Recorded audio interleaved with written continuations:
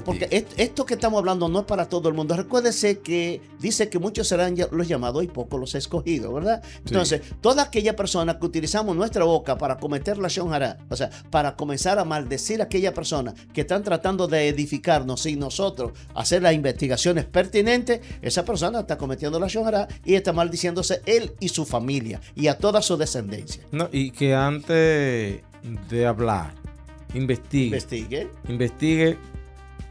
busque, para que entonces pueda.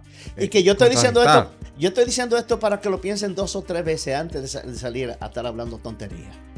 Que lo piensen, porque vuelvo y repito, se van a maldecir ellos y sus descendientes. Bueno. Y las palabras están dichas y están marcadas. Punto.